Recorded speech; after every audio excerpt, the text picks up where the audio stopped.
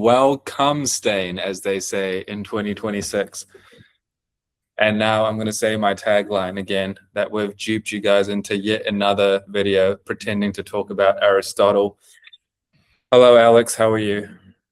I'm wonderful. I'm doing great. I haven't been Hegel maxing this week, but I've definitely been Hegel dosing. I feel like with all of the time spent with Hegel in this Aristotle series, it has actually been affecting and affecting me. And so I'm buzzing, ready to go. You know, a friend of the show who I spoke to the other day who will be watching this explained a new thing to me about microdosing. I thought there was microdosing, and that is as it sounds, but turns out when you do it on a hike, it's microdosing. So that's something new for the viewers to learn. It's a new concept. Yeah, welcome to Luca Teller's YouTube channel, where stars align, where stars combine. As you can see by the subscriber count, we're still in the 3 digits. I don't know. The air's getting pretty thin up here now, and it's getting harder and harder to breathe with this level of vertigo setting in. Thanks for following along. This is discussion in episode 11 as we traverse through one of the greatest works in philosophical history, we think, by one of the greatest minds and polymaths ever, not just from his time, but ever. So yeah, his name is Aristotle. He's here in the room. My name's Luca Teller. This guy's name is Alex, center midfield. We're here to uncover and discover and even create in live time Aristotle's metaphysics for him. We spoke about how the beauty of philosophy isn't what someone said, but what we can make them have had said. So we're trying to see what we can make Aristotle do, as opposed to seeing what he said, but also see what he said, because he's a smart guy and we want to learn and think through him and for him. So yes, welcome again. Today we're going to be going through book Epsilon, which is kind of another one of those interlude type books / chapters in the wider corpus of the metaphysics.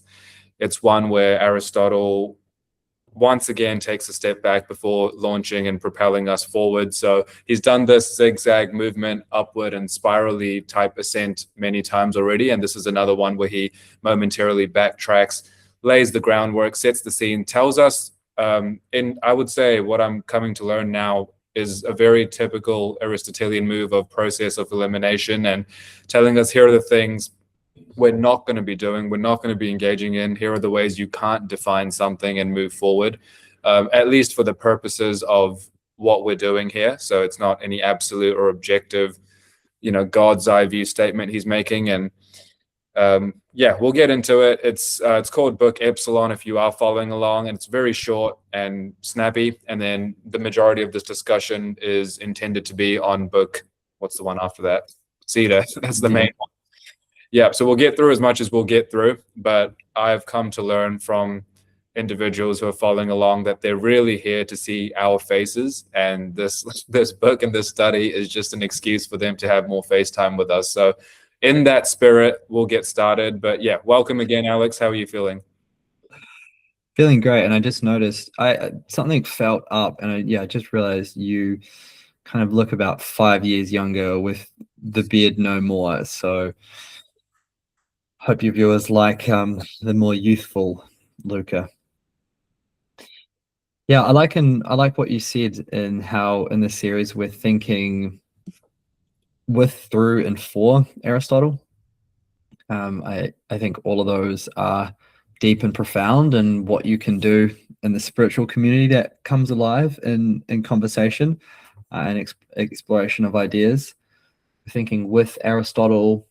He's alongside us. We're thinking through him. We're engaging with the concepts, and we're thinking for him. We're modernizing his expression and his philosophy for today. And I think it's important to reflect on, again, the approach of how we're doing this. It's not about the content of the ideas purely. It's about how we are discussing the content of the ideas, how we're relating to each other, how we're bringing the audience along with us. We're not drifting into very technical language that can act as a barrier to some. We're making it very inclusive. we're giving very equitable readings from a very diverse range of philosophers. So we have the full diversity, equity, and inclusion in this series.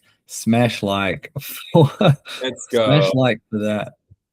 Let's go. And even if Smash you don't like. have purple or blue hair, still smash like. Well, there'll be something hetero in here for you. I'll just say Smash quickly, like though, yeah, what we're hitting. trying to do is privilege context over content in some cases, but not at the cost of content, counterintuitive as that sounds. And what runs in tandem with that is also privileging or elevating prepositions grammatically, right? We are paying credit to the for, the to, the through, as much as the thing that lies on either side of it. Very well put. I agree wholeheartedly. I think as well, like I was having a reflection this week that was kind of surprising. I work with a lot of different people and always in a team environment where we're problem solving and doing research. And there's someone at work that I think a lot of the times the ideas that we have and bring, because we come from such a different background in a sense, always don't easily like cohere together, that there's some kind of discussion and mingling that we have to get to. And also a lot of the times me with less experience, he's more senior, his ideas are stronger and better and are going to land better with the client and with the audience. Like he has that contextual knowledge such that the content can be adapted and fitted to that. And I was reflecting on that because we get along super well. Like there's a really good working relationship there, but it's the manner in which we're able to be charitable to each other and almost raise objections, but do so in a very non-combative way, that we can have such a good relationship and produce really strong work because it does harness the range of perspectives that we both bring.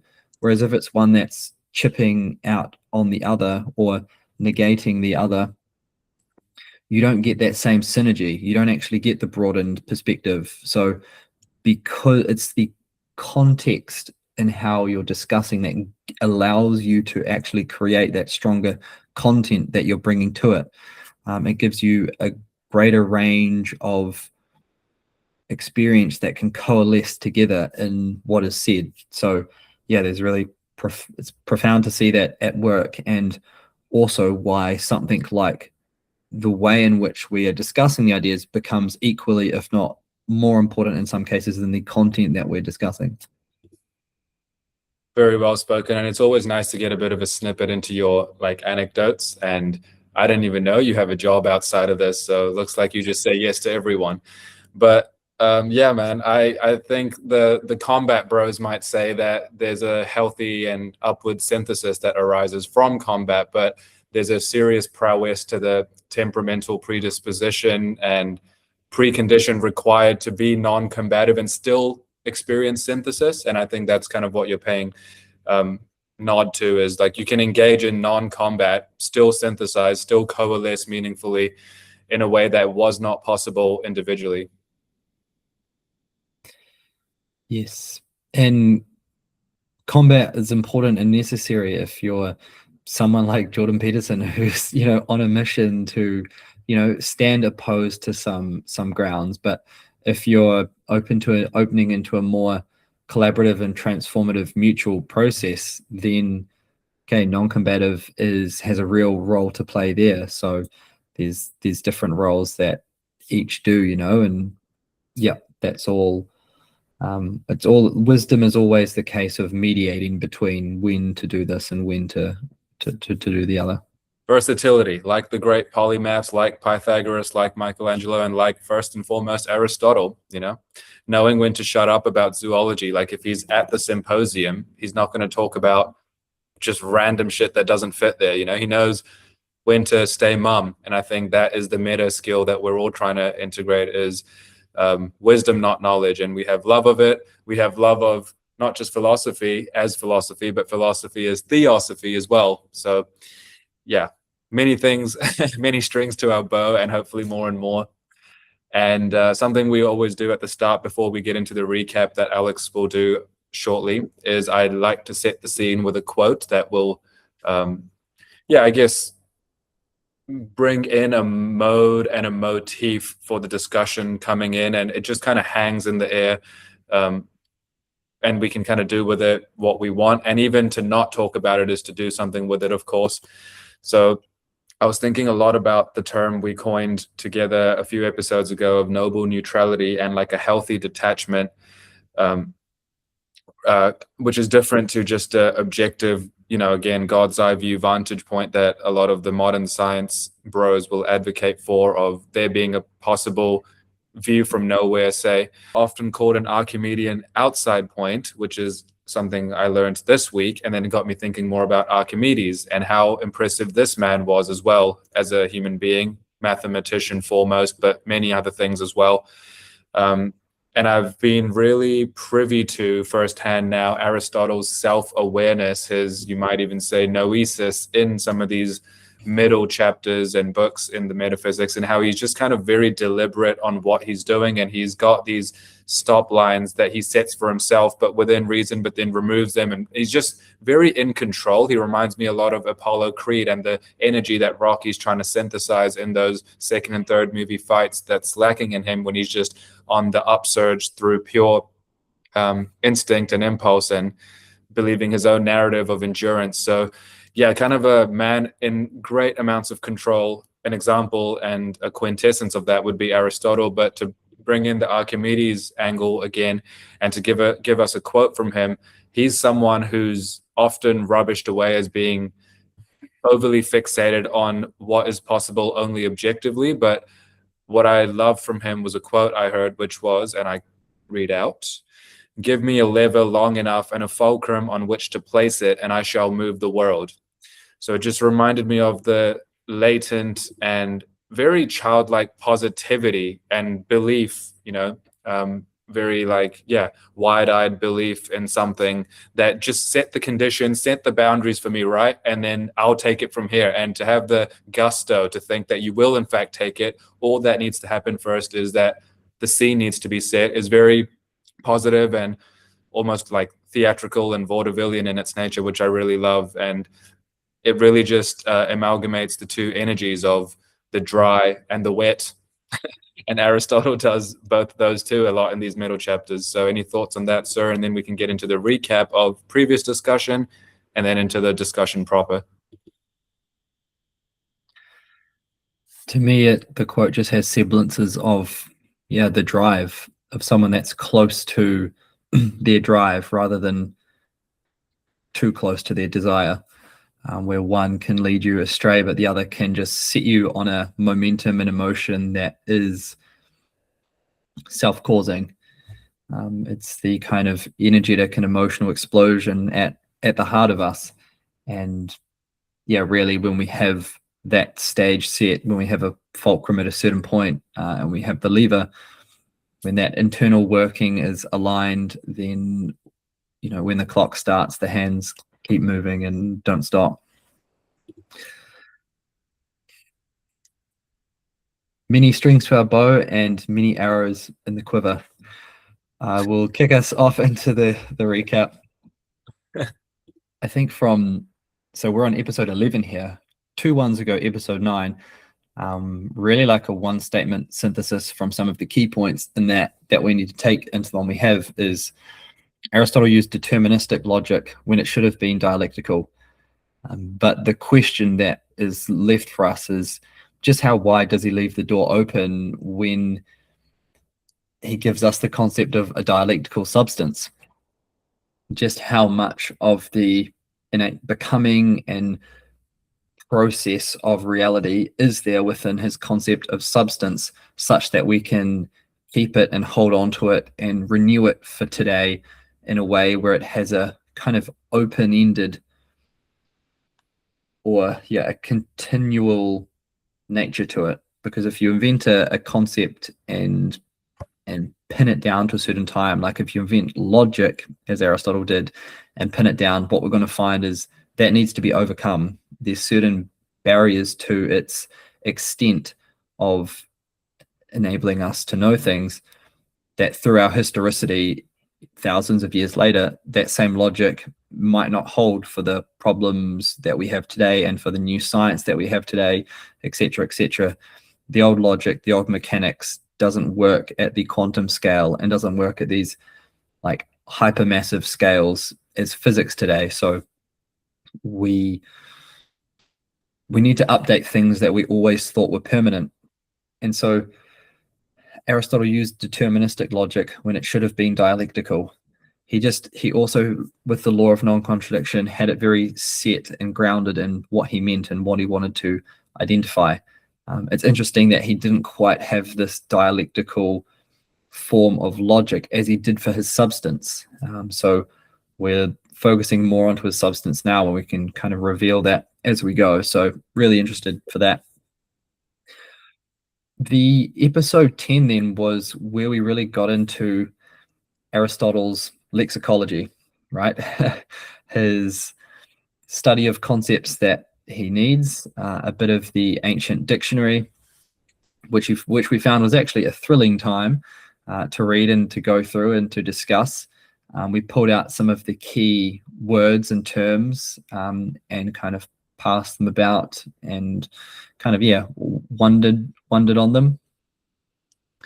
And from the outset, we realized through kind of our adjacent reading of Hegel that the concept has a spiritual life.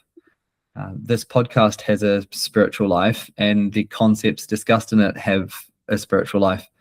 So it's not an ancient dictionary, but it's the fossils of human consciousness that we were studying, and fossils from the highest form of Greek thought.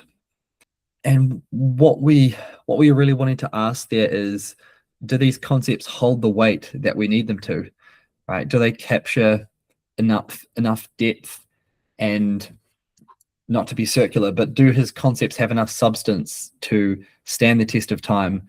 Are we still using them today? What ones have we let go of? What definitions would we no longer really agree with? And all of this is to really understand what Aristotle is talking about and how he sees the world, so that we can then start to see his philosophy deeply in that way. And I quite like the joke, and I have to bring it back up. Thin Lizzy versus Thick Lizzy, like which one? Justice for Thick Lizzy, we need thick concepts. We're dealing with thick terms here. And why would we go for an idealized state when, hey, we actually need to account for the territory? We don't just want a map for the territory. We need the real weight. I like how that metaphor just holds over so many different iterations. Yeah. And so even in doing that, like, there's a temptation when doing metaphysics to, create, like, have your cake and eat it too, to create a system and then sit down beside it. And that's one of the great critiques that Kierkegaard lays to Hegel, who did so much from his mind and what he was expansively able to articulate and learn, but then what does he do with it? It sits in a book, and Hegel withers away. He's not starting community, he's not engaging in practice, he's not advocating as strongly for this. And I guess Kierkegaard was calling to want to see a more developed role and a developed consciousness in Hegel, such that he could evangelize what he was saying, in a sense. And I think part of the difficulty there is, like, what's emotionally required to be in certain roles, right? To be a teacher, or to be a learner, or to be a sage. And I think one of the reasons that a lot of people struggle with Hegel's ideas and reject him, like, Kierkegaard's quote makes so much sense and is so profound because Kierkegaard could go all the way with Hegel. But a lot of people don't go all the way with Hegel because there's an emotional requirement to learn Hegel. You have to be able to carry with and contend with this dizzying kind of thinking. When we are looking to understand concepts and how they move over time, which is what we've been discussing a lot, Hegel becomes very relevant. He's the philosopher of the concept. And so we have to understand him to see how these things morph and evolve. But to do that, you have to almost undergo that radical identity shift. And you have to not only undergo an identity shift within yourself, but within like everything. It's back to the basics of truth and evolution and life and nature and movement. All of these things get a radical reappraisal through Hegel.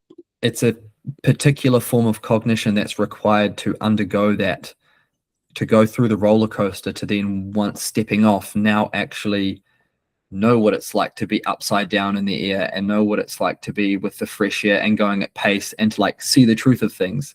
But it takes you to step onto that roller coaster in a way, and not just because you're like a adrenaline junkie, but because you have faith that in doing that, you're going to get to a particular destination that you couldn't have known before going on that journey.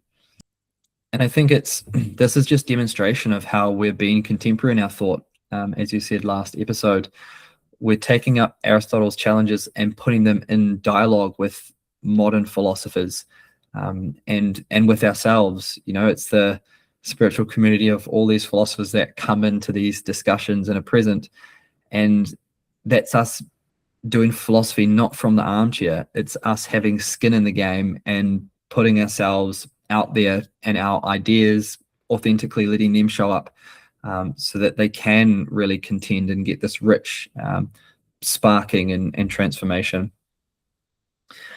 Okay, and then what we did was we talked about a certain set of concepts in the book. We picked a select few that were important to us and will be important going forward. Time is of the essence.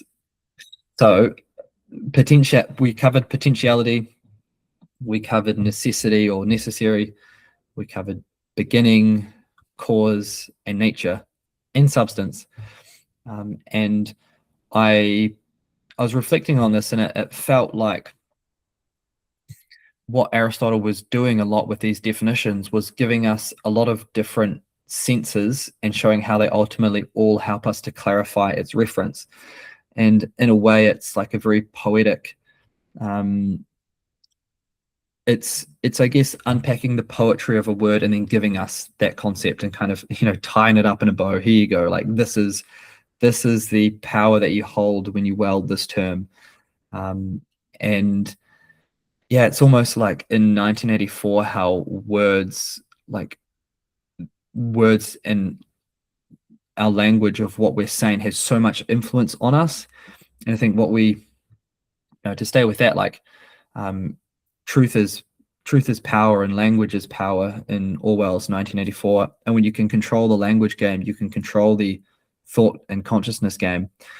And we discussed this at length in about 3 episodes ago with Heidegger, and language being something that is taking us to a place and something that's given to us, not something that we create, but we learn and adopt and then start to think through it.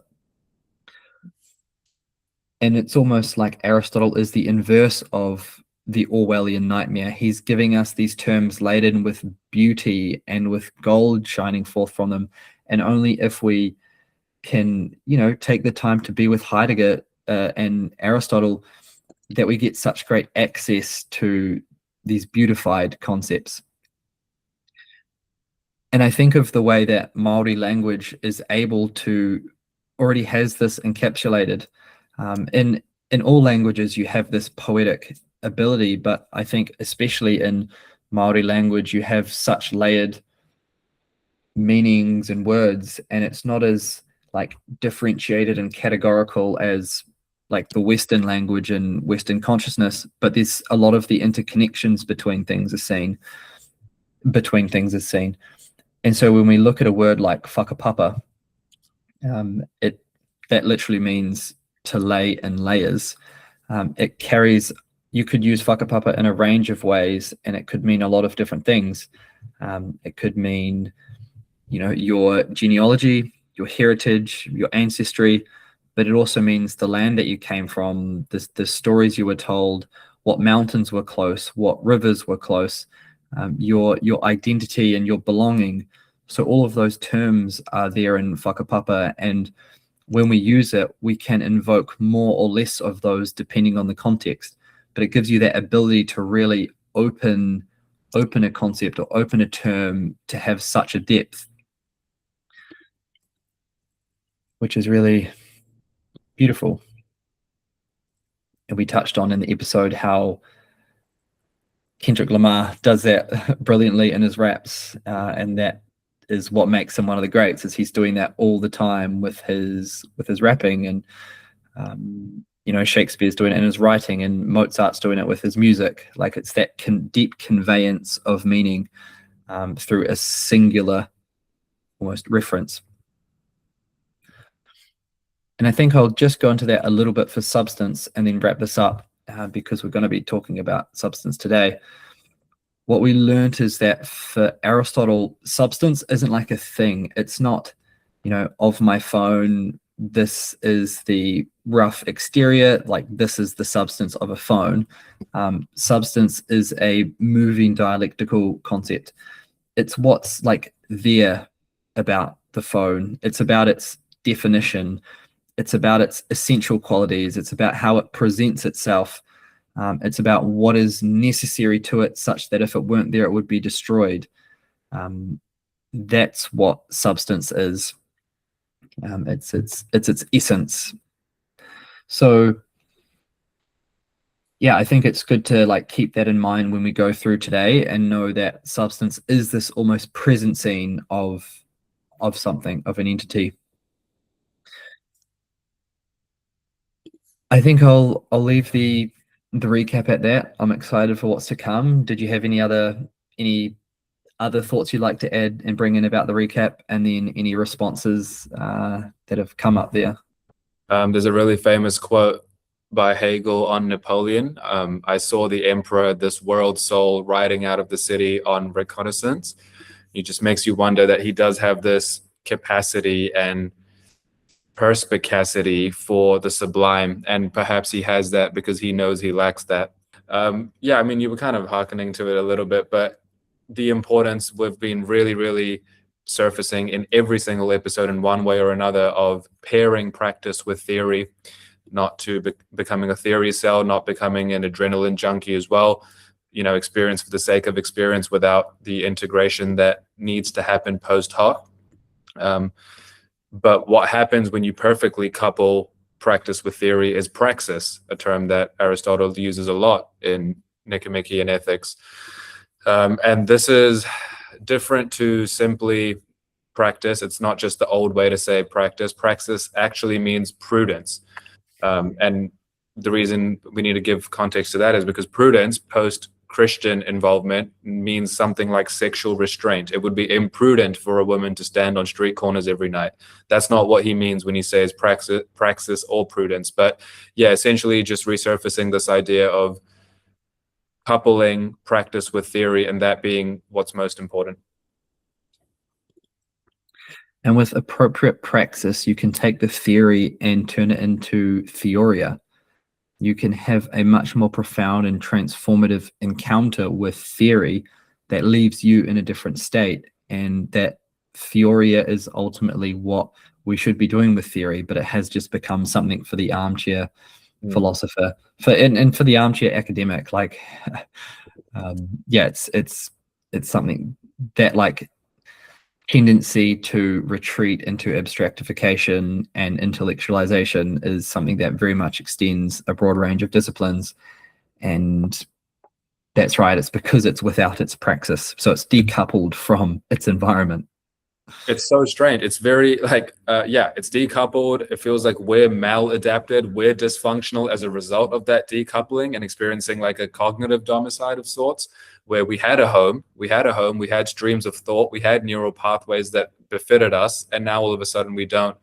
And now we can get into it properly now. I did have some other inklings here and there, but I can kind of weave them in as we talk about substance proper. But in terms of getting started, I would say, yeah, to cover epsilon, this is Aristotle at his peacocking, categorizing best. He's often, by his detractors, called someone who just kind of puts things into boxes. We've really uncovered in recent episodes how that's not so clearly the case. He's doing boxifying with a very intent purpose. He's aware of constraints. He's aware that some constraints are enabling constraints too, and gives them a lot of worth. So, but this is him at his peacocking best for me. You tell me if you found it contrary, but he kind of categorizes the sciences into practical, productive, and theoretical. And then he goes on to say, within the theoretical sciences, we have things like physics. So that is the study of things that move, they're separable and have matter. So he changes up these variables amongst the different sciences. But for physics, he says that that's the science of the moving, the separable, and the matterable or matterified. Mathematics would be the study of things that are unmoving and non-separable. And then theology, which he pays a lot of credit to, which I'm sure we'll have a bit more of a to and fro on, but theology as, yeah, like the prime discipline or something, but something that is immune to process and separable ultimately. So I think he's very fond of this idea that something is immune to process and that moving us towards this unmoved mover thing. But he thinks that theology does a good job coming close. Do you want to say something about that first? About the the differentiation he makes between the sciences? I think I'd just go to say, yeah, even when he was first thinking about science, like in that historic form of consciousness, he had those categories for it, and he wanted to so impressive. Yeah, he wanted to uphold a kind of differentiation or a kind of genus within science that spoke to the different sciences within. I think as we do science today, it's so much more overlapping, but perhaps it would be helpful if we had some of those ideas reintroduced so that we could tell when we were being more in the theoretical space and more in the productive and functional space. But I think as well, there's a lot of utility in having those overlap, and maybe these concepts have been sublated into the science we do today, which has that range of expansion across them all. Yeah, okay. And then just to continue on that, what he's doing here for context for people not actively following along is he's starting wide, giving us a frame, and then moving us towards a narrower and narrower understanding that leaves us, again, by process of elimination, with the key thing to essentially exist, which for him is substance. So he's saying, here are the sciences, here is how we can classify them, or a way that I think is a working way to classify them. Again, showing a bit of humility there, even though he perhaps need not. He then says that, okay, we study entities that fall within these categories. Things that don't count as those entities or things that are objects of study are accidental things. So you kind of said this in the recap, oh no, just before that maybe, about how things that are accidentally existent or expressions are actually not key for Aristotle, and they're just kind of, they may as well not exist. He says something like this. Let me read it out. All this goes to show that the accidental is very close to that which is simply not. So for him, things that are accidental, it's kind of like, to give a comical example, if I say to you, well, I'm looking at you, Alex, and then the thing that's most essential about you is the t-shirt you're wearing. So if you stop wearing that t-shirt, you will cease to be Alex. Like, that's just a clearly, obviously stupid thing to say, because that's not what's most essential. So the t-shirt you're wearing is an accidental, and that's kind of what he's getting at here. And then he further rarefies it and says, what does he say? Let me find it. Yeah, so then again, through the process of elimination, philosophy's task is now to examine being. So things that are both not accidental, determinate, and real, and what we're left with is substance. So yes, fundamentally, substance is that which is essential, determinate, and real.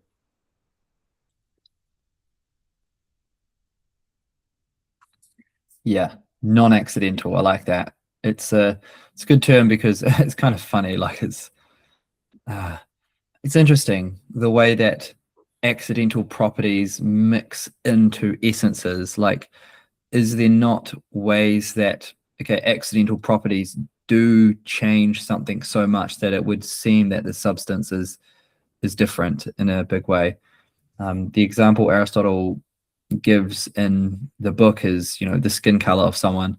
So, if there's a person that has white skin versus dark brown, black skin, you could change that, but you're not changing the fact of their identity as a person.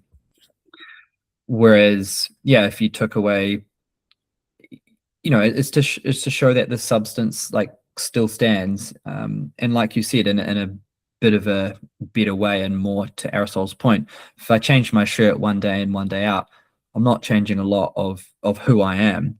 But I would also say, even in fashion, like if I walk out wearing just like a t-shirt and shorts, people are passing by, no one's noticing. But if I walk out with this like great big coat and a watch and a necklace and glasses, like if I do myself up, then I'm presenting myself in a whole nother way.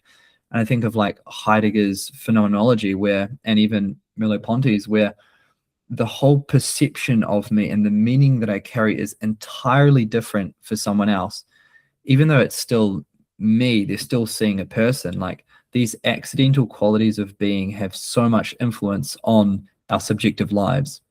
Dude, you know what's funny? This is the shit that really plagued the totalitarian leaders of the 20th century, because they just had famously a really high intolerance for things that they were intolerant for, a really high disgust sensitivity. And for men and women that have like, who think they have OCD or they've like self-diagnosed and they need everything to fit into boxes and they feel disconcerted otherwise, this is really troubling. And I was kind of hoping that this would be brought up, and also hoping it wouldn't, because it's so hard to talk about when the accidentals meld in seamlessly with the non-accidentals, which is almost every actual everyday case. So like, I was so happy about the fact that everything was such a clean break from Aristotle. Like, here's the essence, here's the non-essential. But then when you actually get down to it, it's like, fuck, man, none of these things actually fit so cleanly. And it's frustrating because I'm a totalitarian leader inside. Imagine if we just carried on and there was like no laughs given to that. Well, I think like it has such an impact on the cognizing subject. And I guess that's all we are and that's all we have. And what if even being is a cognizing subject? But it seems like, Oh, whoa. Nice. what if, like, I almost want to use that helpful objectification of what we're talking about, like, I guess in the sense of, and this, if we go up to Platonic realm of form space and we look at the different ideas and concepts therein, when we have like the notion of a triangle or of a person or of courage, and these are all in communion, the idea of a triangle is going to stay as an idea no matter its expression in the sensible particulars. The same with a person or a man or a woman. No matter if they dress differently or no matter if they are a certain age, there is still like a definition that is a part of them that Aristotle would say is their substance and is still upholding about that person, no matter what about the accidental properties that come and go as part of the flux of life. There is still something that you can't take away from that thing in person, such that it remains and is ultimately still there in its existence and present scene as it was present scene before. There's a there-ness to it that sustains. Yeah, like I'm just thinking of like, say when punk, second wave punk, or was it third wave in the 70s, that really got popularized, and there was an entire subculture that was associated with it. It's not just never mind the bollocks, here come the Sex Pistols. It's not the music itself. It's the movement, the countercultural movement that accompanied it, and the people wearing different things, the grunge, the flannel in the 90s with Alice in Chains and Pearl Jam and all these rock bands now that are vintage. But yeah, when someone starts to get really into that movement and find their place in a home and in a community and in the practices and rituals that are associated with that community, and they start wearing clothes in accordance with that, isn't that really fundamentally moving towards becoming their identity? And if there's a very idiosyncratic haberdashery that's a part of that cult and they don said haberdashery, then how is the thing that they're wearing accidental? Because they would feel pretty naked if they weren't wearing a flannel and were wearing a shirt, not less naked. So it's really strange and a little bit, confusing.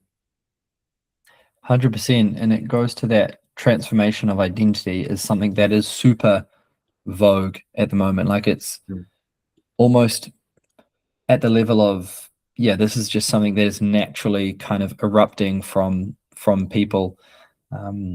having identities shift and being able to be malleable in identity is something that is perhaps like especially important now, and even something that our collective unconscious wants to really find expression in, and in the form of the different movements surrounding LGBTQ and all of the cultural discussion that has been ongoing about that has been like a really hot touch point for us recently. And I think that is just showing kind of that unconscious expression of our, little philosophers that are sitting in our brains, in our homunculus, that there is like something about the identity of things that is wanting to grapple with and to change and alter and make that political. Like it's trying to make that political, which is a interesting. And this is so profoundly befuddling for me, because this harkens back to the first line of Beyond Good and Evil. Suppose truth is a woman, what then? Suppose it doesn't need your protection. Suppose it is above you and sacred, and so it protects you. Why is truth better than untruth? And consonantly, why is expression important and better than suppression or repression? We always say better out than in. It's just so ubiquitous in our psyche, in our sociology, in our human behavior, motivation, action, everything, discourse. Foucault has this great line in The History of Sexuality where he talks about, where is it? The West has been hell-bent on this idea of confession as a technique for producing truth.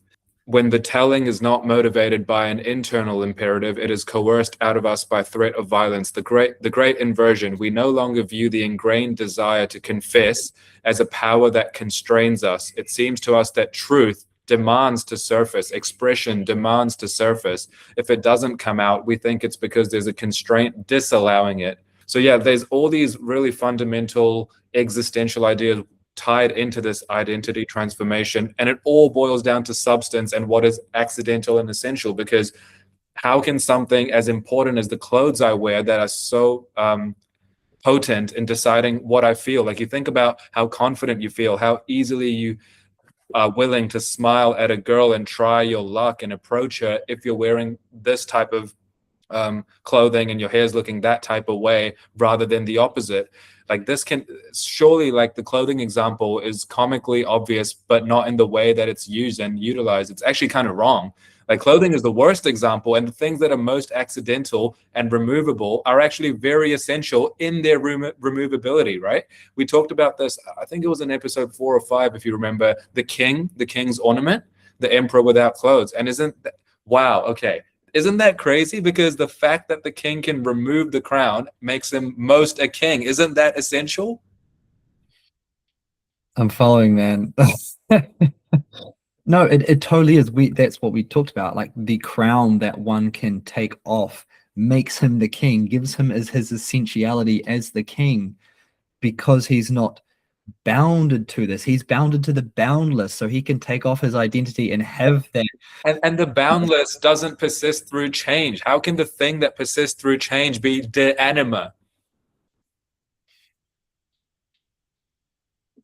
Precisely. Well, wouldn't you? I mean, this has just come to me in the chat. It seems like, and coming from that Foucault quote, it seems that a lot of the 21st century neurosis can be thought about as the fetishization of the confession of the accidental. We've made a fetish out of confessing what's accidental. Absolutely. He calls it, in The History of Sexuality, he calls it the particular Western injunction of telling. Yeah, obviously. Yeah, right. I'm saying, like, obviously, like, thank God someone's thought of this, already. Also, not to say that you're not cutting edge and vanguard, man.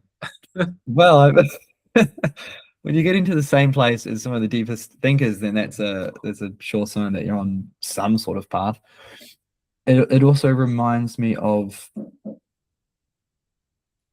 words for me today. Lacan, and how, yeah, it's almost this, we love the things that we say that we don't want, and it's we have this real attraction to something that we can't have, because it is, yeah, almost preventing us from getting to it. That there's an absolute limit to something makes it a lot more alluring and attractive than if we were just expressed it in a confessional way. Like at church, there were some like mysteries at church, some things that weren't confessed. Like you could go into confession, and as part of what Foucault's talking about is that confession, like in a church. But at the back of a church, and where I was behind this like beautiful stained glass window, there was the Eucharist, and it was housed in this container designed in a similar way to how churches are designed in Leviticus, I think, with the almost like host of hosts, or the Ark of the Covenant.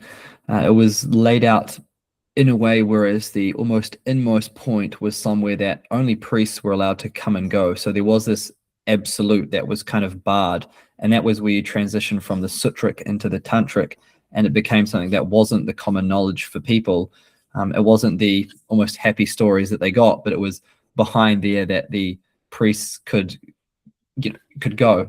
But the Eucharist that was put there was, like, it was always said that it was this like sacred shining container, and you'd never seen inside of it, and you were told like that's where Jesus went, and I had this fascination about it, and we all did, because we knew like it was sacred, we knew it was kind of taboo, we knew it changed the way you acted and behaved in relation to it, and it was all because it wasn't confessed to us that there was something like contained or entrapped within that.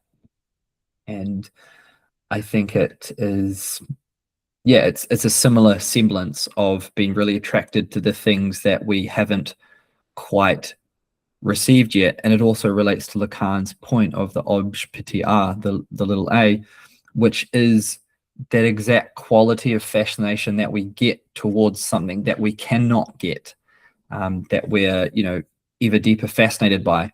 It's like there's an example of it as a painting on screen now, where there's the painter is painting something and looking out just past where you're viewing from, and it looks as there's something that you're missing out in the painting, and it's what makes it so good, because you cannot see what the painter is painting. Like, it's right beside you, but it's never like in the frame, and so we're drawn to it and fascinated by it. And that's the function of the obj petit a. It's what gives something an allure, because we cannot have it. Wow, really nicely depicted, man. Just right at the end there, I was thinking of the deep intoxication of transjectivity personified and codified. And it's not pure subjectivity that allures us, because he can think what he thinks and see what he sees and paint what he wants to. I only care if there's something there that's there for me that he's painting. And there is, but just in a different way, right?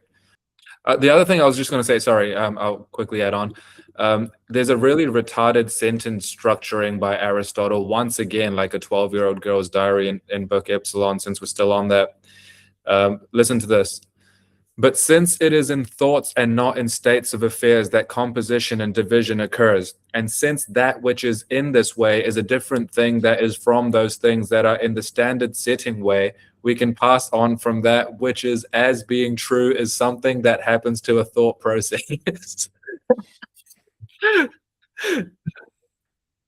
This part and that he understands. Not to be equivocating little girls and retards, but it's the combobulation of thought, and for the little girl it's a fascination and imbuement, but yet to be kind of clarified. But it does seem to resemble something, which is very hard to follow, which we would expect Aristotle to be able to do given his thought and status here. And so it's like, why can't he, he's lacking in the content and the context, it would appear. There's this meme, the Giga Chad face symbol. He's like, wow, you changed my life. And the person he's saying that to is like Seneca, Aurelius, all these guys. And they hit back at him from the other side saying, why the fuck are you reading my private diary? It just kind of shows like with this with Aristotle as well. It's a stream of consciousness, man. Like, let him breathe. That's the thing that we're lacking at D&B gigs, like DJs that just let a track breathe. They always want to double it with some stuff. And hey, sometimes giving it its stand and its stature is so much better than trying to do this whole self-referential. The payoff is so much higher when you do land the togetherness, right? And you do put in and impose your will on it, and then it's like, oh yeah, now the applause just tripled. Absolutely, you get, yeah, and that's poetry, right? And that's what we've been discussing of poetry. Language in poetry gets a much greater applause because it can sound so many tunes. I have one thing to say, and that is what we were talking before in this really rich vein that we've, this really rich side quest. Confession is a technique for producing truth. I think there's also like remarkable truth to that. It's only through our confession and discussion that we get to be revealed to and understand truth better out than in. I almost identify as someone who's always really open to sharing and to, having a conversation with someone and giving them my deepest insights on life. In philosophia, there's nothing that I'm guarding about philosophy. I'm doing something that is universal. I'm trying to do something that is totally human. And so any chance I get to share that, people get to see my essence represented in my words, then it's beautiful. And so I always want to try and do that and to like be the teacher that will always try and teach to the nth degree.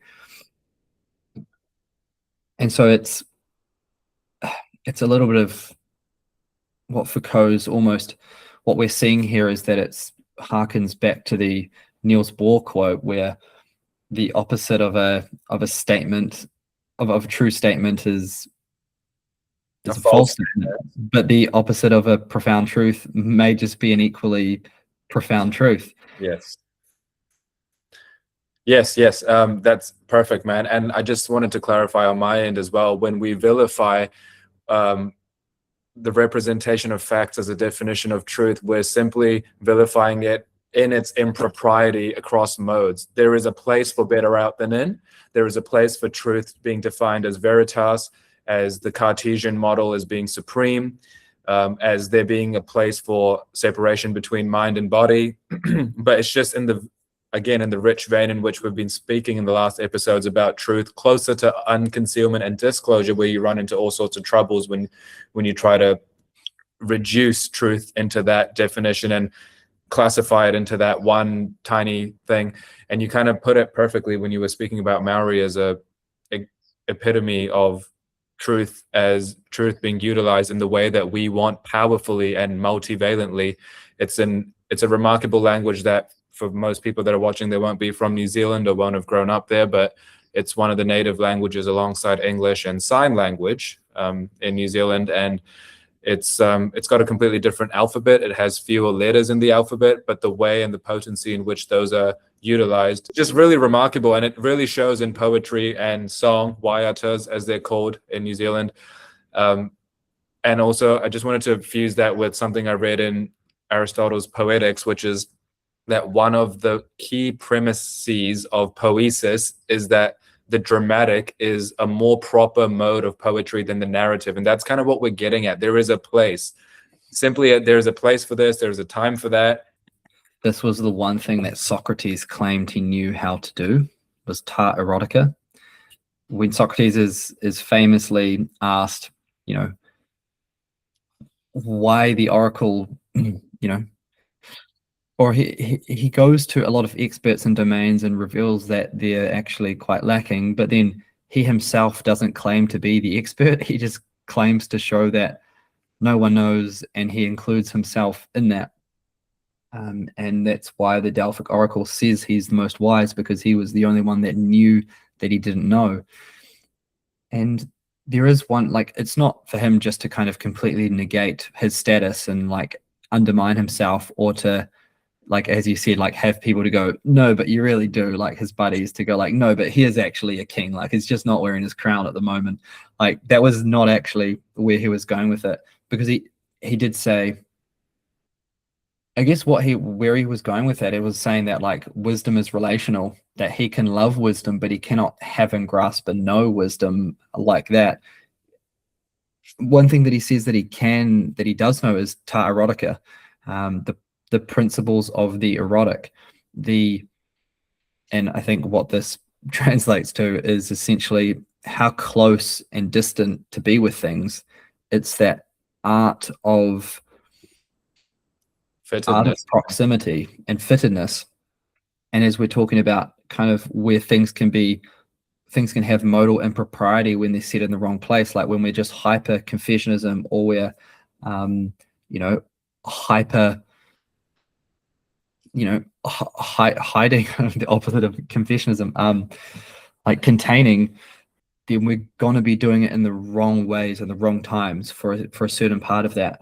But if we can learn and know the right relation to have to things, the ratio religio, the ta erotica, then we can start to form a, sort of behavioral and relational wisdom.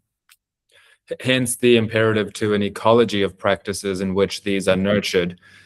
You have a relationship with the ecology. There's an autopoetic nature to the ecology in itself, where each facet has to healthily be touched by another node. So yeah, so sort of like a dynamism present in there as well, in terms of how you interrelate with the relational itself.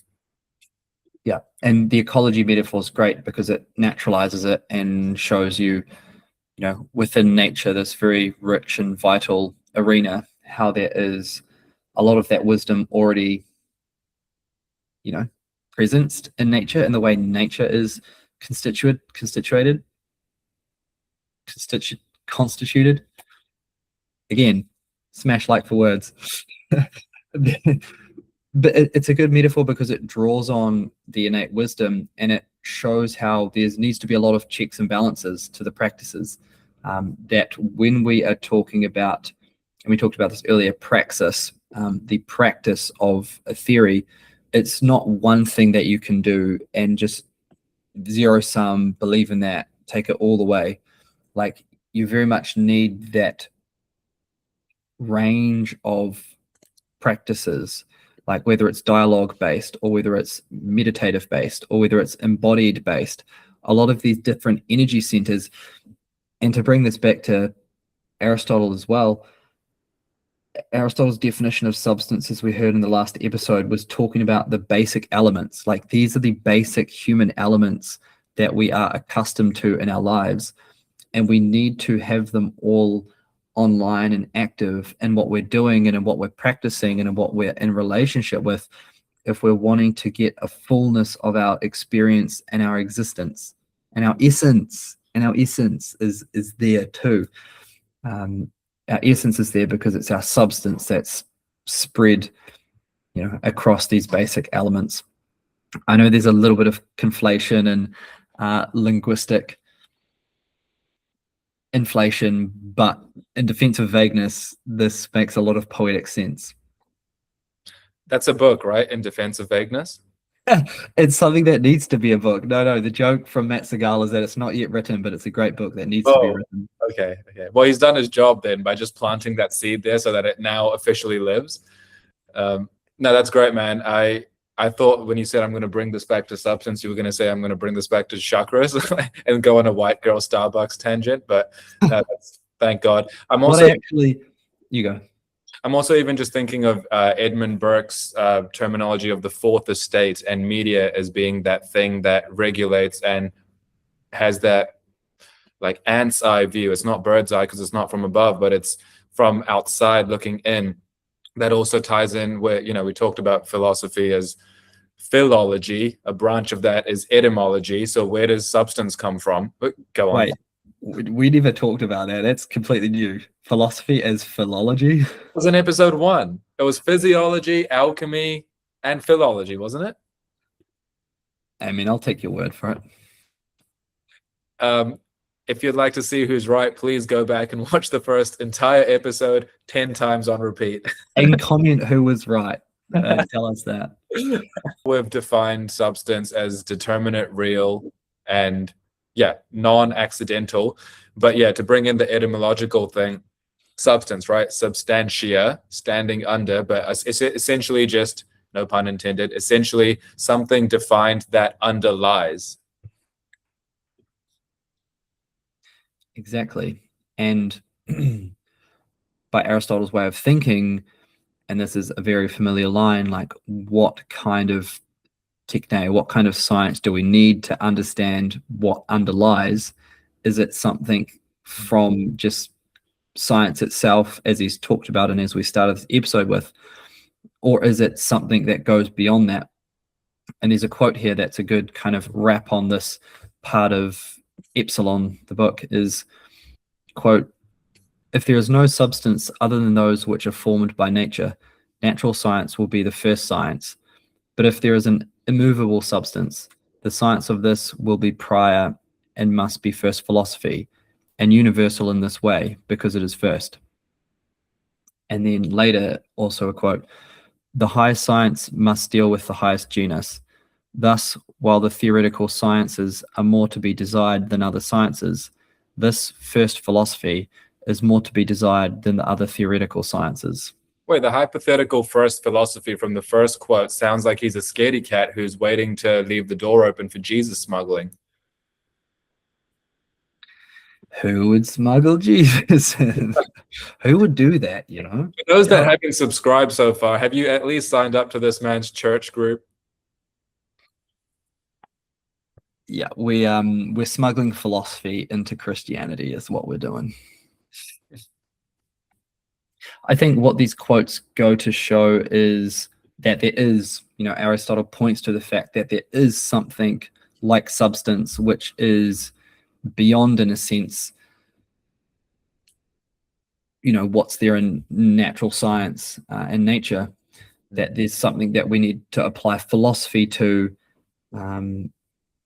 that deals with the highest genus, right? That deals with the highest species of like form and of substrate. Like the highest species of substrate is substance. And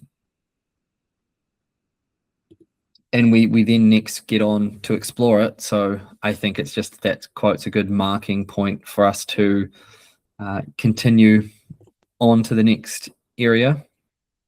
We have already talked about accidental being kind of at length, but what would be worth covering just before we move into Zeta here would be that he dismisses accidental being as included in the study of substance. He wants to really zero in on what is there that is necessary about a being for it to exist, rather than if you took the clothes off, you'd still be left with a person. Therefore, the clothes are not part of the substance of a person. Makes fine sense in what we're discussing here, but actually as it, if we were able to conceptually mediate this and use the Hegelian dialectic, we could work with those kind of concepts. Like we have been doing that, working with these concepts of seeing how, okay, does substance maybe need to be evolved, or do we need a new concept incorporated to understand how the substance of something is changed depending on its non-essential properties and their infusion? So that's the consideration that we've got moving forward. Aristotle wants to say that and Aristotle, being a bit more categorical, wants to say that we can discard with those non-essential properties and get to the study of substance. And I think that's basically it. I'm kind of happy to move forward. The only other part that he touches on, and this is in the, like I can quote, when he's talking about dismissing accidental being, he also is including truth as being. Aristotle does not think that truth is being. He thinks that truth is a quality that we kind of derive from being. We assess, whether something is true or false doesn't, equate it to be, like, he thinks it's not a property of being itself. It's something of, I guess, a cognizing subject seeking to understand what is. He thinks the understanding of what is and what actually is are different. And so he has a correspondence theory of truth where when we are expressing what is, and that is in consummation with what actually is, then we have truth. But if we, want to represent or say something that does not fit with the facts, then it's false. So that's his representational notion of truth. And it's just to say, like, he's not an idealist to say, like, truth is being. He's not saying that. And I quote, "Therefore, let these be dismissed, and let us consider the causes and principles of being itself qua being." So, let's go. The lack of absolutization on truth with a capital T from him kind of astounded me, and definitely is new for me. Like, that's not something, if you asked me what would he say, something I'd represent accurately about the man behind this book. So that's very cool to hear. And I know he's using truth in a specific way, and he's also being very methodical and intentional in the way in which it does and doesn't apply, and where that applies and doesn't apply as well. Backtracking a bit more. Yeah, go on. Raising my hand up feels like I'm in a classroom. He's thinking about truth in that same propositional manner. He hasn't dialecticized logic, and he hasn't dialecticized truth. He's wanted to think of logic as a determination, and he wants to think of truth as also like a determination that you can evaluate, and that is in these binary categories. He's not seeing like lived truth. He's not seeing any he's not seeing the import of lived truth here in the metaphysics as, say, the Christian notion of truth imbues that. And the Christian notion of truth gives you more of this immediacy and more of this conceptual mediation. It's something that you can think through, and it's still something that I haven't come to a firm like belief and grounding in. Like, I feel like I understand faith in a bit more of a deeper way than I understand like truth in Christianity. And it's partly because it is tied up into this like proposition of lived experience. But here, yeah, just seeing that although Aristotle has that same depth as like truth and faith in Christianity, he has that depth in something like substance, but he doesn't have that depth for logic and truth. Perhaps to his benefit, were he to conflate truth and the propositional and the unpropositional and throw them out, he would be throwing the baby out with the bathwater. So it's nice that he strips truth down to this logical and cheaper version, say, before he does anything with it. I was also thinking about, so we spoke about substance as being determinate and real. The other thing that it is separable from action, or from movement and action states, rather. So when he places substance in the place of being as the point of study, and the thing that fundamentally exists, as we've covered 1,000 times, in the most fundamental and primary way, what he did that was really interesting to me was he talks about grammar. A reason that substance is primary is because it is the literal subject of the sentence, ensuring separability. So think of a clause like "a man is walking." Is a substance is the thing that is the thing, right? The thing that is. Is walking a thing that is, or isn't the thing that is doing the walking the thing that is? In this case, the man. So the man is what's separable from the walking, because without walking, man is still man. But without man, walking is not anything, because walking requires a template, or walking is a template that requires something to fit the template. I'm even thinking of Christ as an archetypal image, but not an archetype. An archetype is a vacuous state in which Christ steps in and does a rather splendid job. But yeah. So yeah, separability is the other quality or property we can introduce into the topic of substance as being non-negotiable. Like the thing has to be, a man is separable from walking, a man is separable from being healthy. So just stripping it down to those two parts of the sentence, the man is that which is more substantive between the action state and the entity. Yeah, and I think it's showing that Aristotle even explicitly, to some degree, realized that his ontology was grounded in his grammar, and that his metaphysics of the world was something that was quite coupled to the Greek form of language. And I think these people that would, a lot of people would criticize that, and, almost because in the way that we can do a linguistic analysis on things and strip back things to like an essential meaning and get to like that very atomic level, we then don't have the same value of vagueness and indeterminability. And also there's different kinds of grammar. Yes, there's a universal grammar, but there's also ways in which the sentence structures are different. There's a lot of cross-cultural differences in language that would mean cross-cultural differences in metaphysics, but that's not where we're trying to get to. So Aristotle's limited by this in some sense, but to be fair to him, he's also pointing to a very deep truth. And I had a little look around for people that would still like support this idea in some form. And Scott Kreider is an English professor, and he would take the position that grammar discloses something constitutive of the world itself, the being, becoming, or relation of things. And he would argue that all words reveal those three essential elements of reality, what things are, what they do, and how they relate to each other. And so he would say that when we look at being, that's when we look to nouns, pronouns, of things that concern beings. When we look to becoming, that's adverbs that are concerned with becoming, or like those, verbs, doing words. And then for the relations, it's prepositions and conjunctions that are concerned with relation. So we have a lot of these forms of linguistic determination that make the world intelligible to us in a similar way that higher order levels of intelligibilities are realized through concepts. That was a whole lot of word mash, but I was feeling it. What it's saying is there's a matching of the very language that we use that structures our consciousness and the way that being is comported and experienced by us, by beings, becomings, and relations. Those are like the key substantial categories. And we do have language to represent and map onto that. Yeah, that was a beautiful riff. I learned something there. That's new.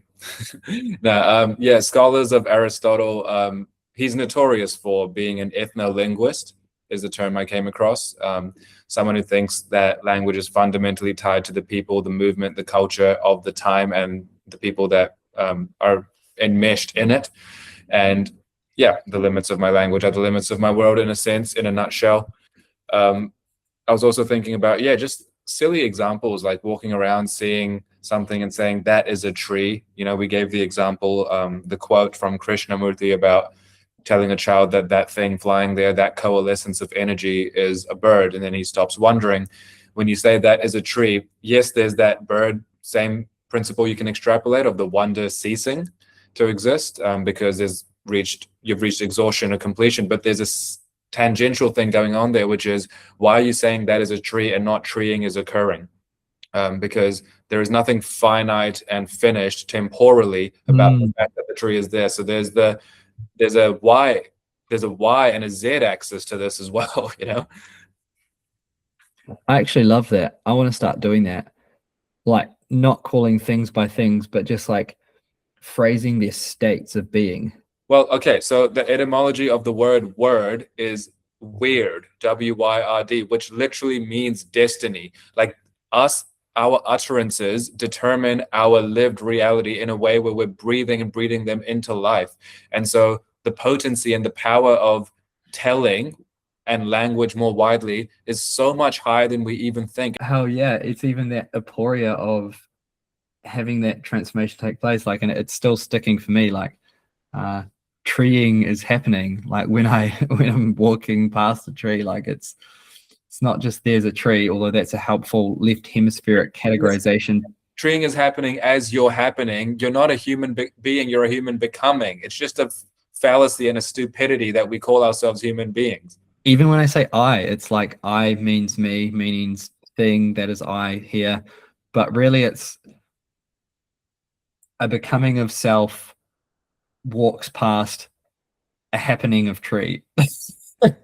Saying I is so silly. Like, you have to do it because you have to exist in 2026 and talk to people. But saying the word I, the problem of the synthetic I is something everyone's been speaking about since Kant, but it's literally a giant inversion of map and terrain.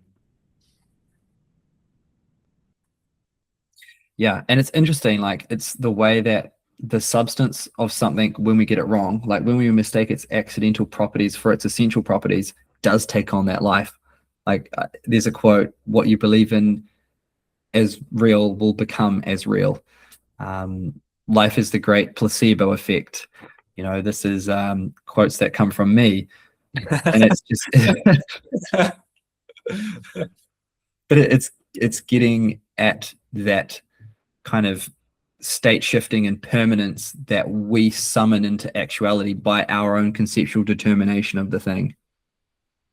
That's why truth as representation is problematic, because truth is not static and representation is not static. Yeah. Yeah. And even the word veritas, right? Like, I guess our take on it today would be veracity. And that is conformity to accuracy, and accuracy is directly tied and designated with the term representation. Once again, it feels like from all angles we're barraged by this idea of mental representation replicating or giving us access to outwardly physical manifestations, and that is what truth is reduced down to, with obvious, meaningful, highly valuable exceptions that we can still experience reliably, not least by intentional state induction, but also accidentally. So there's hope. There is hope. Yeah, I think there's another move that Aristotle's making in Zeta 1, which we've now seamlessly transitioned to, and he just wants to, essentially, like we've been talking about how truth is not being, and some of the ambiguity and complexity around that. But he's, saying that it's accidental being is not substance, that truth is not substance, but accidental being is not being, and truth is not being, but substance is being. I quote from Zeta 1, and indeed the question which was raised of old and is raised now and is always the subject of doubt, what being is just the question, what is substance? So he wants us to equate the question of what being is to the question of what substance is. And he's gone at length before to try and show how and why that's the case. And it leaves us in that interesting position of, okay, and how he's defined substance is presence and there-ness, beingness. That's almost just innate. So this Heideggerian notion of Dasein and of being, that seems to be woven into the core of what substance is, and it seems to be the reason why Aristotle can say that the study of being is a study of substance, and for that to be acceptable. It raises again that term of ness, of the thisness and prime matter, and that being distinguished from substance and being. If you loosely, temporarily use them synonymously, then you still have the problem of matter. And I'm also just thinking, you said Heidegger, of, we've used the term Dasein a lot. There's also the Das Man.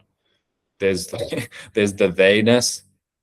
So like that's the interpersonal version of thisness.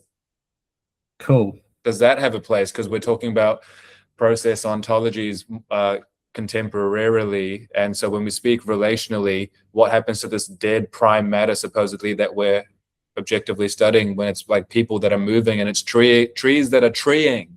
Exactly. I was thinking like the thisness and the theyness are actually like equivocation. Like they are. There's no category for thisness. Yeah. It's kind of the joke we were talking about. There's just theyness. There's just relations that The we trannies encounter. were right. The trannies were right. They're all theys. They, thems. Very nice. So yeah, if you aren't straight, please hit like, share, subscribe. We'll look to finish up now, but so in Zeta 2, from my notes, what he was looking to bring to the table was things that count. Now that we've defined substance more properly and we can actually move towards doing rather than preparing ourselves and lubricating ourselves, he talks about the validity of natural and perceptible bodies, and I quote this ad verbatim, do natural perceptible bodies count as substances, as do boundaries of bodies, all with a seeming internal unity? So yeah, like again, like when we look at something that has a body, a natural perceptible body, even you can think of human beings, you can think of iPhones, you can think of pens. These are all things that have an outline to us, the way we represent them in our head.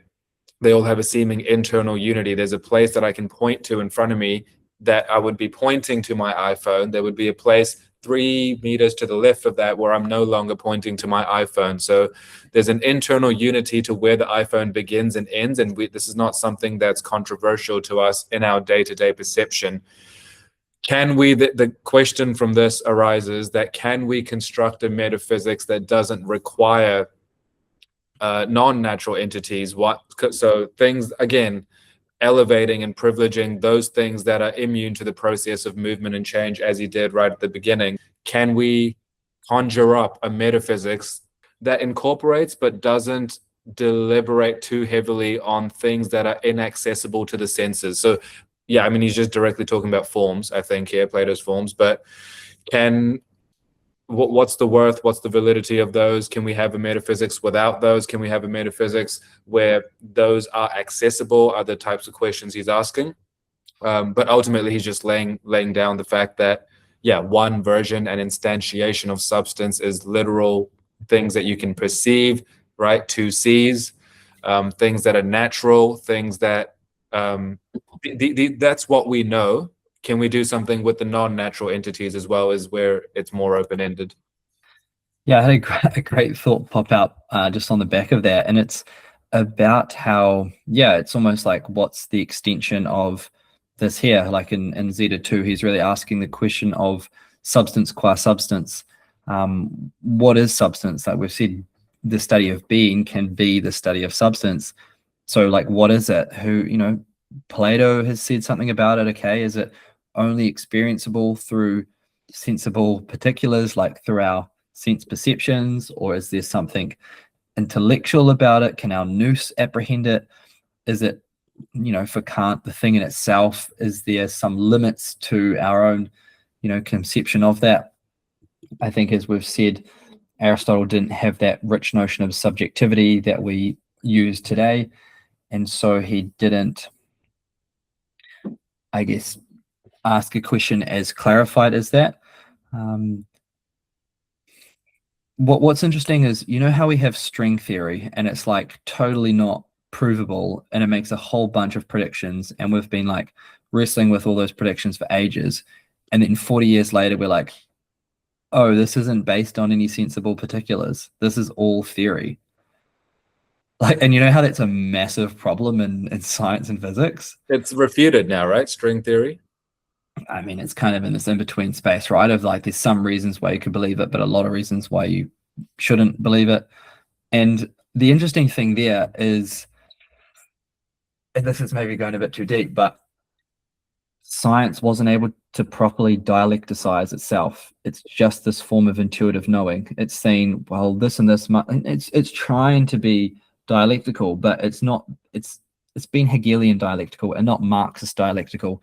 It's not taken into consideration the political and economic factors at work here, i.e. who's funding the study of string theory, what's that doing for them, how can academics be willed and motivated to double down on string theory because it continues their career rather than continues truth. And so string theory has kind of fallen into that. Eric Weinstein's a proponent of someone who like absolutely ridicules it because he can think through that economic conceptual lens. He can think through its, particular determinations from that sense.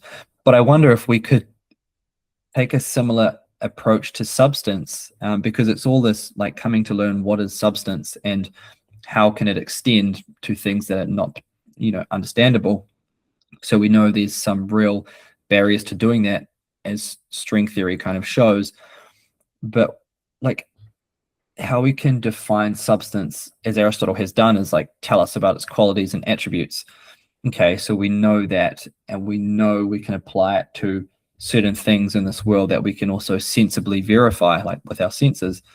What things could we then generalize it to, like almost by analogy or by metaphor? What could we conceptualize also exists that has these properties but just doesn't have like sensible particulars, doesn't have like material substrate?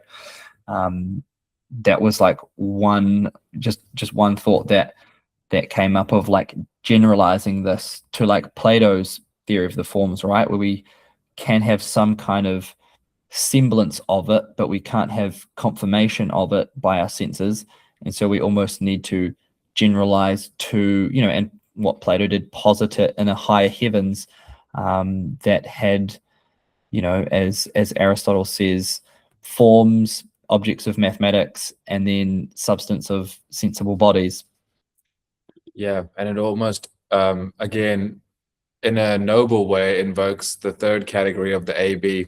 Is there something in between the accessible and the inaccessible? And that's something that seems to be cross-disciplinarily plaguing the greatest minds. I don't know too much about the specifics of string theory, and Neither, and it's not the point. The point is the economic forces behind it that have caused it to be misguided. I also cannot comment on like the content of string theory. I know it enough, and I know enough people talking about it who would, discard it, etc. There's interesting frames to it, of course, but yeah, the point being, I guess, using that as a way to see how we can generalize to other things, but then also how that, I guess, leaves us prey to our senses, like to our instincts, to our deep I-ness and different drives that come up. Like, to the extent that when we engage in things like that, and there is a subject-object distinction, I'm even just thinking of Hegel's master-slave dialectic, and how the key function of the slave in the master's life is psychological approval, and how like that over time becomes a lived reality in itself and takes on a life of its own. And no, but you're completely right as it pertains to science done in a lab coat. It's, this is science that's subservient to and subordinated by an imperative morality, reiterated and reiterated in various ways. We saw this most profoundly and profusely in 2020. Science becoming associated with a repeating, like, insistent medical practice, and ultimately servile to something. And Foucault would have a lot to say about that, right? Like about the power, knowledge, pleasure triumvirate. And well, that's the other one, like knowledge through power, power through knowledge, but pleasure as the thing outside looking in. And almost, as you said, the noblest of categories, AB, like the thing that connects them, that is not almost contained within each of the categories, because it is like realizing the substantiality that something beyond just what we see and categorize has on the things that we see and categorize.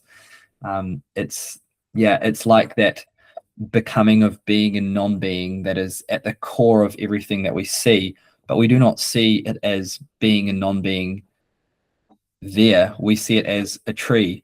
We don't see like this great and deep force of motion and self-transcendence and becoming of this little seed growing into an oak tree. It has to overcome itself and negate itself time and time again to get there. And we just don't see that. Like, we don't see the innate principle of self-determination and of self-negation in a tree. We just see a tree. And so we don't see the noblest of categories, as you're pointing out. And I think is counterintuitively self-sublation as well. Yes. No, brilliant place to end. And I think that is like, it is that sublation of self that is the life of its own, right? It's the noblest of categories that gives something a life as its own. It's, and this is even what the philosopher, I'm blanking on his name, who wrote like Difference and Repetition, Deleuze. He thought that it was like everything in between the things themselves. Like, we have all these identities, but it's the difference and the undefined that keeps everything moving. Like that's where that essential quality is to propel things forward. And I think like placing that here, that's where the life of its own comes up. And I think what you said about psychological approval being the largest mover of that, like that's of course that's us again falling prey to our own subjective determination, is that we have a mind of its own, right? And that we can't always see the mind of our owns in the things we're seeing, because we just don't believe that our subjectivity extends all the way. But our subjectivity goes so deep such that it creates things that have a life of their own, and we believe in them as real, and they just weren't there in the first place. And I think about even Greg Henrique's work on the justificatory complex, how we retroactively justify things, and that is to give something a life of its own through psychological approval. Okay, a throwaway definition of God is that which affords, and that's so much of what I was hearing, and even the way you wove in the Deleuzian idea of difference is primary. You have something like 5 minus 3. The operator minus is actually what's real. Like it's not the 5 quantities and units here and the 3 here, and it's not the method that's what's most fundamental, but the fact that there's an operator in the middle, the thing that hovers permanently in the liminal spaces and has a lived transitory existence, is what's most real. In this case, the thing that your eye least goes to, which is the minus sign, so the thing that is the placeholder is actually substantive, and vice versa for what is substantive. And that being the move, realizing that, recognizing that, apprehending and applying that being the move that takes us from the passive receptor that's nihilistic and black-pilled over everything to the active participant that breathes fire into everything. And also the move that takes us, I forget who says this, but takes us from being the superfluous biomass that's a plague on this earth to basically an embodiment of something I read in Aristotle's Nicomachean Ethics in Book 4. He talks about the portrait of the magnanimous man, and that being basically a nascent form of Nietzsche's Übermensch, which I found really interesting in some scholarly readings of it. The way he talks about the disinterest but understanding of honor and virtue and all these, qualities such as temperance and magnanimity that he weaves in together, and how if you want to learn to be courageous, be courageous. Like do a little bit, and then that'll make you do a lot and make you the thing itself. So it's again interesting how existentialism weaves into this, and how all of this is easily, necessarily existentialist. All of this is, I want to say, the thing that affords being what's more primary than what is afforded. The fact that the tree is treeing is awesomer than the tree treeing. Smash like for words. I agree. That's like, it's an awesome sentiment and statement. I'm actually brimming with life and energy from this conversation. This conversation has my psychological approval, and I think this has just been a fetishization. Yep. Fetishization of our own confessions. So there you go. It's lovely. And that's what one of Nietzsche's most famous quotes, right? Every philosophy is just his confession. And we should embrace it. Yes. No, and that's not bad. Yeah. That's all you can do. Right. And if you don't know that, though, if you don't know it's your own confession, then it's like, oh, it's terrible for you. You're subject to your own psychological approval that you don't know. But here it's like, no, make it personal. Make it about you. Confess your thing and do that. Be you. Live your truth. Go have that vanilla caramel mocha frappe. This has been my favorite episode. Wow. That's so cool. All right. Well, like, share, subscribe, people. And I would also like to end on another quote today, just as a new thing. I'm reading this book, Musashi, which a lot of you will know, about samurai culture and the swordsman from medieval Japan, supposedly. It says, 1,000 days of training to forge, 10,000 days to polish, yet victory is decided in an instant. And what was brought up for me was my favorite quote by Seneca, which is that luck is when preparedness meets opportunity. Some guy toils away, working hard for 6 months, and then he has his moment in the sun, and everyone says he got lucky. But he was just prepared, and then the opportunity came. And the opportunity came because he was prepared. That's the level of treeingness that's happening here.